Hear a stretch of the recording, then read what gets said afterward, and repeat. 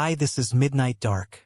In the scorching 1895 Swedish wilderness, two boys venture into a valley where the air turns to lead. Trees lean like skeletons, and an invisible hand chokes the life from lungs. The Dead Valley, where nothing lives but the silence that eats souls. In 20 seconds, feel the pressure build as one boy steps too far, his body crushing under unseen weight, while the other watches helpless, hearing whispers of forgotten massacres from the soil. From Ralph Adams Cram's obscure 1895 collection, Black Spirits and White. This, The Dead Valley, will make you feel the air thicken. Subscribe or the silence might find you. The Dead Valley. The sun hung low over the vast Swedish uplands in the summer of 1895. Its rays slanting through pine needles like golden daggers, casting long shadows that stretched like fingers across the moor. Young Sven Anderson, a boy of 14 with hair the color of straw and eyes blue as the Baltic, walked beside his cousin Nils, 2 years his senior, their boots squelching in the peat. They carried fishing rods slung over shoulders, baskets empty save for a few blackberries stolen from the bushes. "Grandpa warned us," Nils said, his voice low, as if the wind might snatch it. "The valley eats boys who stray." Sven laughed, a nervous bark that echoed too loud. "Old tales for old fools. We'll catch perch big as your arm, and laugh about it at supper." The valley lay ahead, a depressed shone in the land like a scar on the earth's face, bordered by birch trees leaning inward as if hunched in prayer, their bark peeled white like bone. The air there was still, unnaturally so, not a leaf stirring, not a bird calling. Sven felt it first, a prickling at the base of his skull, like eyes boring into his back. "It's quiet," he muttered, stopping at the rim. Nils nodded, his face pale under freckles.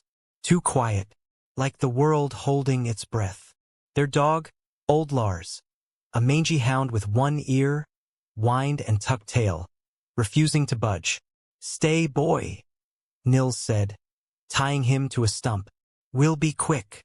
They descended, steps sinking into moss that clung like fingers. The air thickened, pressing on chests like an invisible hand, making breaths short and sharp. Trees thinned to stubs, branches twisted as if screaming in silence, and the ground was bare. No flowers, no grass, just dirt cracked like dry skin. "Look," Sven whispered, pointing to bones scattered like breadcrumbs. Small, delicate, from rabbits or birds, picked clean. "What could do that?" Nils shook his head, rod tight in grip. "The valley," he said.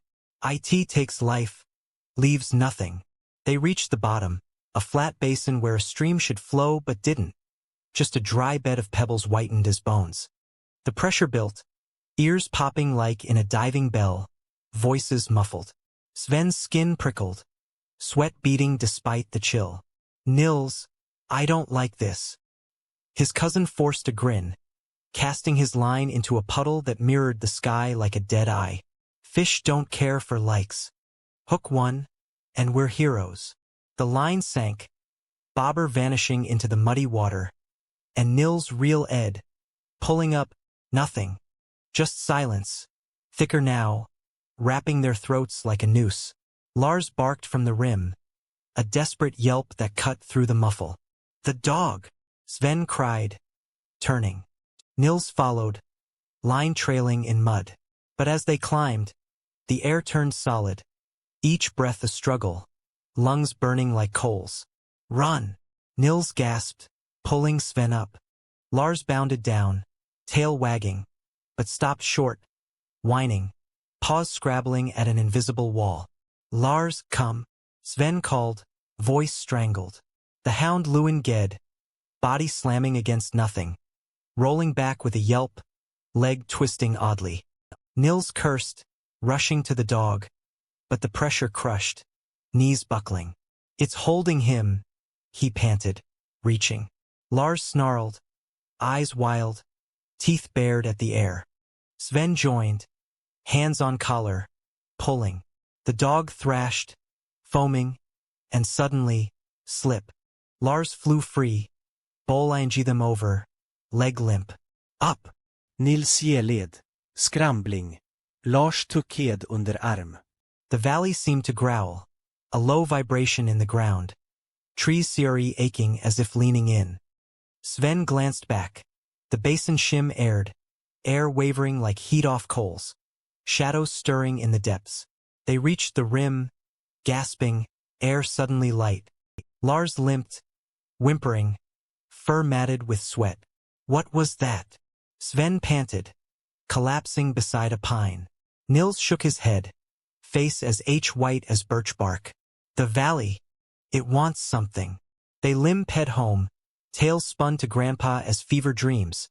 But Nils's eyes held shadows. Lars refused to near the woods.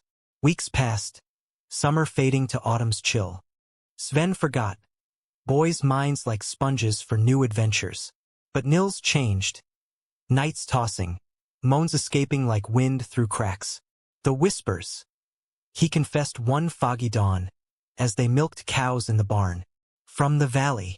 Calling me back. Sven shuddered, pitchfork still. Dreams. Nils nodded. Eyes ringed black. The air. Presses, but inside now. Like hands on chest. Lars whined from his corner. Leg healed but limp permanent. Eyes fixed on Nils. The call grew. Nils slept-walked. Shoes on by moonlight. Door CRE aching open. Sven woke to find him gone. Bed cold. Nils. He cried, rushing out into mist that swallowed the farm. Grandpa stirred, lantern glowing. The valley.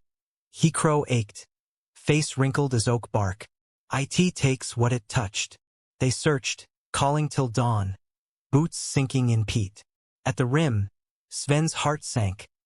Nils's rod, broken, stuck in moss.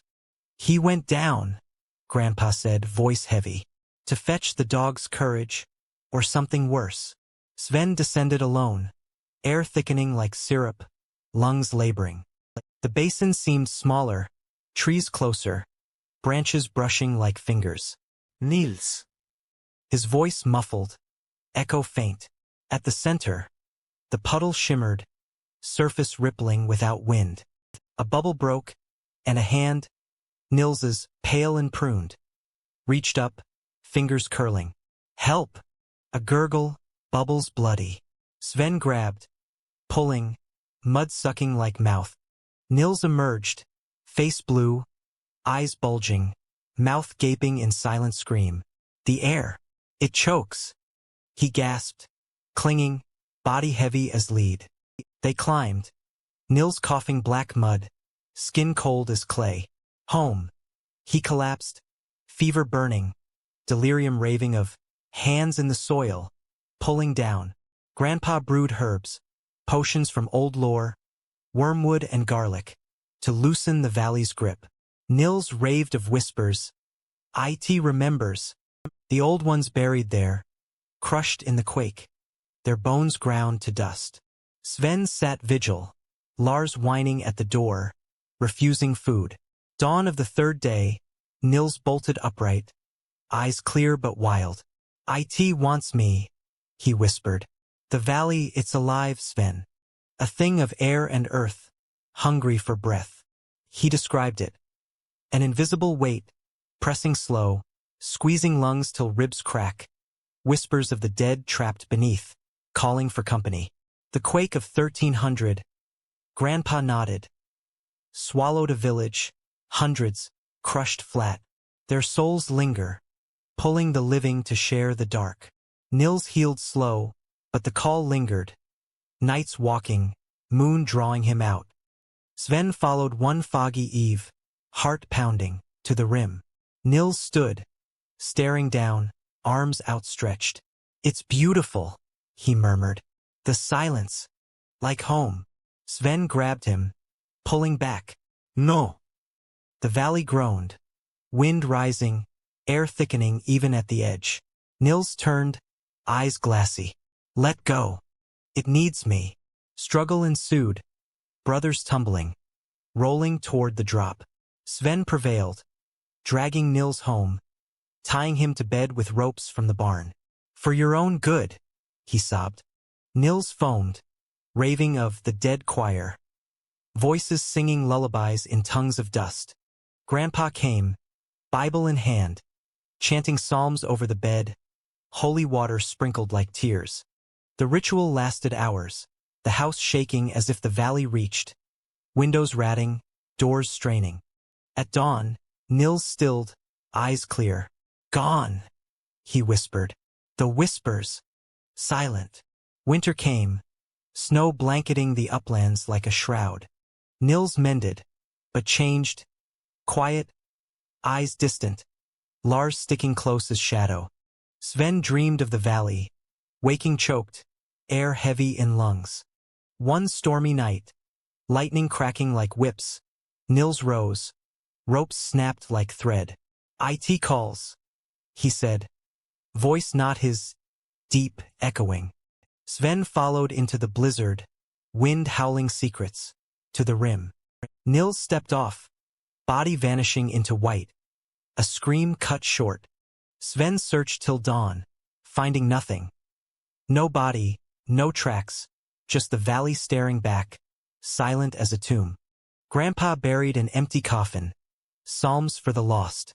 Sven left for Stockholm, joining the army, fighting in the Great War where trenches pressed like the valley's hand. He died in 1916, choked by gas, whispering "Nils" as he fell. The valley remains, trees leaning, air still. Hikers report pressure, whispers on wind.